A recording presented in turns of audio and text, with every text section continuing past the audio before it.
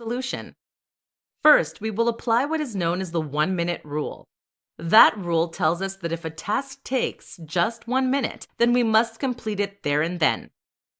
Too often, we put off tasks because we find them stressful. If it means emailing a client who is traditionally a little grumpy, for instance, then we might put off doing so because we don't want to have to deal with them. But these tasks aren't going to go away. And if it takes just 1 minute, then it's going to realistically interrupt your day or prevent you from doing the real work. So just do it. This is a fantastic habit to get into. An exception, caveat to this rule is that you shouldn't let 1-minute tasks pull you out of your deep work. Switching between tasks takes a lot of mental energy, meaning that productivity is always lost. The solution? Simply shut off notifications and other distractions to make sure that you will not even know about the task until you unplug. How to create a highly productive work environment in your home office. If you're working from home, you need to think carefully about the environment you're going to be working in. You're now not only responsible for the work you do, but also for your surroundings. This is important, seeing as the space you work in can drastically impact on your ability to stay focused. Now you have the opportunity to create a space that is perfectly conducive to your work style and that will help you to feel inspired, motivated, and comfortable. But too many people will find that the exact opposite thing happens instead. They end up working in squalor and feeling demotivated, cluttered, and distracted as a result. Listen up, and we're going to go over how to get this right and create a home office that you can't wait to sit down to work in. Eudaimonia Machine. The Eudaimonia Machine is a hypothetical architectural project described in Cal Newport's book, Deep Work. Here, Newport explains what the perfect space would be like in order to encourage focus and productivity. One of the key features of this space was a gallery of sorts, including inspiring works and figures. Let's say that you're a writer then. This space might include a typewriter owned by a famous writer, a lot of impressive-looking books, or a quote from Shakespeare on a plaque. The idea of this is to help put you in the right headspace, to help you feel inspired and excited to get to work. Comfort. Another important thing for a home office is comfort. When you are uncomfortable, whether that's because the seat is awkward or the desk is the wrong height, this steals attention away from whatever you're doing. Invest in a comfortable chair, an ergonomic keyboard, and anything else that will improve your comfort. Physiology. Physiological factors play a big part in our mental state. Things like the level of lighting, the amount of background noise, or even the temperature can all impact on mood and well-being. Make sure you have precise control over these things. Even smells can affect the release of neurotransmitters that impact on mood. Tools. Of course, the right tools will play a big role in helping you to be more productive, as will creating a work zone that will make everything you need easily accessible from your one spot. How to create a strict routine when working from home. There are many things that you may find you struggle to come to terms with when you start working from home. This is a big shift in the way that you work and approach work, and the result is that many people struggle to adapt. One big example is that the onus is now very much on you to decide how you wish to work. That means that you need to think about how you want your workflow to work, what hours you're going to work, and which tasks you're going to prioritize. In this presentation, we're going to look at how to create a routine that will help you maximize your productivity and get more done. Be strict about downtime. The first tip that many people don't recognize is that it is just as important to be strict about downtime as it is to be strict about your actual work. That's critical because it is during your downtime that you're going to recharge for the day ahead. If you allow your work to creep into the rest of your day, then you're going to find that you end up failing to recharge your batteries properly. Thus, when you do start working, you will find that you have less energy and your mind is other places. Enjoy flexibility. With that said, it is entirely up to you how and when you work, depending on the nature of your work. In other words, if you're someone who works best in the mornings, then there's no longer anything stopping you from working from 6 a.m. to 2 p.m. Alternatively, you can work an extra 1.5 hours every day and then take Fridays off. See what works best for you. Create accountability. Something else to consider is whether you have the ability to force yourself to be productive or whether you need an external form of accountability to make sure that you stay on course.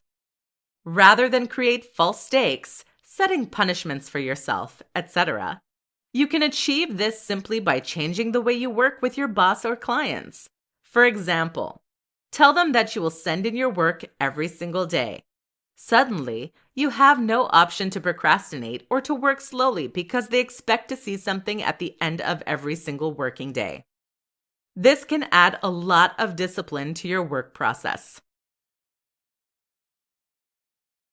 5 tips for avoiding procrastination. Procrastination is the bane of working from home.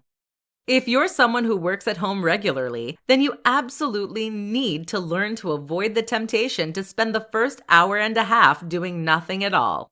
Otherwise, you're suddenly working 5-hour days instead of 8-hour days, and that's something your employers and clients are going to notice. In this presentation, we're going to look at 5 tips for crushing procrastination. Accountability. The problem is that there is no accountability for procrastination. This is why it is worse for those that work from home versus those that work in an office. In an office, people are looking over your shoulder, but here you can do whatever you like. One solution is to create stakes for yourself. An easy way to do that? Email your client and tell them that you're going to finish X amount of work and send it to them daily. Suddenly, the option to sit on your thumbs for the first few days on a project is gone. Work in a coffee shop. This won't always be possible depending on your circumstances, but when it is, working in a coffee shop or library is a great way to add some social pressure to your day. You can't sit playing Sonic the Hedgehog now because people will think you're odd. Speaking of which, coffee works great too. Set rewards. Try setting yourself small rewards for accomplishing set amounts of work each day. For example, if you finish the first 2,000 words of an essay you're writing, only then can you give yourself a cup of coffee. Make the project fun. Often, we put things off simply because we don't want to do them. This is why procrastination tends to rear its ugly head more when we're doing particularly dull and dry tasks. The solution is to find a way to make that task more interesting. For example, you might find a way to gamify it, or you may just find a way to add more creativity to the project. Rest properly. Finally, make sure you have some proper downtime and fun during your time off. Often we procrastinate because there are other things we want to do.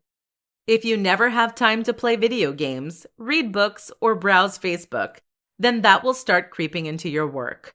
So actually enjoy your time off, and you should find this changes. How to enter and stay in a flow state when working from home. Have you ever been working on a project when suddenly you find yourself falling into a perfect rhythm? After facing serious procrastination and resistance, all of that seems to fall away, and you find yourself in a perfect state of focus. That's when the real work gets done. Without distractions, you are able to stay on task and plow through what you need to get done. But there's more to it than that too. According to psychologists, flow states allow us to perform our very best work on a consistent basis. We can tap into reserves of productivity and even creativity that are normally inaccessible. So, how do you get into this state? Let's take a look at some strategies and tips that we know to work. Rest.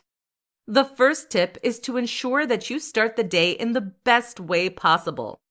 That is to say, that you shouldn't be overtired or stressed. Make sure that during your downtime, you rest properly so that you can return to work feeling recharged and effective. Sensory deprivation. Our brain has two attentional networks. There is one that is responsible for our internally directed attention, what we choose to focus on, and one that is dictated by external cues that grab and hold our attention. In order to stay on task, then, you need to block out these things that would normally try to pull you away from work. That means a level of sensory deprivation, which you can often accomplish by listening to music or white noise on headphones. Using a large monitor can also help, as this will take up more of your field of view. Inspiration. What many people don't realize is that their productivity is determined more so by their emotion than by logic. In other words, you will find it easiest to be productive when you actually feel interested in and excited by the work that you're required to do. A great tip is to look at examples of the kind of work you intend to do in order to see how it looks best. Just start. Finally, a last tip is to simply start doing whatever it is you need to do. Don't worry if you don't feel inspiration right away, or if you find yourself resisting your need to work. Just plow through and keep going, and eventually you'll fall into a groove. The perfect morning routine for a productive working day. What you do first thing in the morning will set the mood for the entire day to follow. If you have a strong, productive start to your day, then you're going to find it much easier to dive straight into work and get lots done. But if you allow procrastination to creep in at this early point, or if you engage in unhealthy habits, then you're going to find it's much harder to get work done. And this becomes doubly important if you're working from home. With no commute, you have every opportunity to take things slow and to forget about things like grooming. This makes a huge difference to your headspace going forward and seriously limits how productive you're likely to be as the day progresses. This is why the most productive and successful people in the world all have morning routines. In this presentation, we'll discuss some tips to help you create yours. Be realistic. The first and most important step is to make sure that any morning routine you devise is realistic. What that means is that you shouldn't try to come up with something that is extremely elaborate or lengthy, and certainly not to start with. If you've never been able to get up before 7 a.m., then what is the point in including that as part of your morning routine? If you have never stuck at meditation, then why claim you're going to do 30 minutes every morning? It is far better to have a simpler morning routine relying on a few rules, but that you will actually stick to. Use apps. There are plenty of apps out there, such as habit tracking apps, that are designed to help you stick to your goals and plans. Try using a few to see if they can help. Some key things to try. With all that said, here are some popular options to include in your morning routine. Exercise. This helps wake you up and encourages good habits. Meditation. Even 5 minutes will let you take control of your day. Minimal screen time. Many people believe they shouldn't look at any electronic devices for at least the first hour after waking up. Time outdoors. Spending some time outside will help set your body clock. To-dos. Writing a to-do list first thing is a great way to stay on top of things you need to accomplish. Try incorporating any of these that resonate with you and see how it changes your productivity during the day that follows. These 5 hacks will make working from home much more enjoyable. Working from home can be a mixed blessing. For some, this is an ideal way to spend more time in their own environment, to get away from irritating colleagues, and to get rid of the commute. For others, This can feel a little like being under house arrest. Here are some tips that will help to ensure you fall into that former camp. Adopt flexi time. Depending on your precise work arrangements, working from home probably means you now have the luxury of deciding how and when you wish to work. That means you can get up early and finish at 2 p.m., or you can have the morning off and work into the evening. Mess around with what works best for you. Listen to music. Music can make a huge difference to how long and dull a day feels, and it can also help to keep you focused by blocking out distracting sounds. Invest in some good noise-canceling headphones. Watch movies and TV. This might sound counterproductive, but in fact, you can actually watch movies and TV while working at the same time. This is a strategy that Tim Ferriss has been known to use and that is useful for distracting that more creative part of your brain that doesn't enjoy dull work. The key is to watch something you already know very well and to take the sound off. This makes it a background distraction that you can gaze at occasionally while touch typing. It's just enough stimulation to prevent you from getting pulled away from your work. Surround yourself with inspiration. Inspiration is one of the key and most important tools for getting more work done. If you can bring yourself to feel inspired by the work you're doing, then it won't be a struggle to get yourself to start it and see it through. What can help in this regard, then, is to surround yourself with things you personally find inspiring. That might mean examples of great works in your field, or just images of the people who inspire you. Spend time with others. With your office time gone, you might find yourself going a bit mad from the social isolation. A good solution is to spend lunchtimes with others or to meet after you finish work. You've traded time with irritating colleagues for time with the people you love. It's an upgrade. How to deal with loneliness and social isolation when you work from home. If you have made the decision to work from home, then there is a good chance that you're someone who considers themselves to be an introvert. As such, you are probably more than happy to shut yourself away and to work on things you find rewarding. But even for an introvert, this can sometimes become a little lonely and isolating. And meanwhile, if you're an extrovert who has been forced to work from home through no choice of their own, it can be excruciating. In this presentation, we'll look how to deal with the loneliness and social isolation that comes with working from home. Find other ways to socialize. The first and most important way to ensure you don't go mad working from home is to try to find other ways to get your stimulation and engagement. For instance, if you're stuck at home with your family, you can take lunch with them in order to make the isolation a little more bearable. In fact, this is a huge upgrade. Instead of being forced to work alongside people you don't really know all that well, you are now spending time with people you actually love. You can also get on a video call with a friend or coworker using Zoom or Skype. For group video calls, a great app you could use is called House Party, which is available for iOS and Android devices. Work together on projects. If you're self-employed, then finding ways to work with others, especially friends, can make a big difference. Collaborating on a project with someone you get on well with is extremely rewarding, and it's a fantastic way to strengthen your friendship. Go out. Again, this isn't always possible, but where you can, why not go outside and work? Working from home doesn't have to mean working from home in the literal sense. All it really means is working not at the office. So why not take your laptop to a cafe and get some work done there?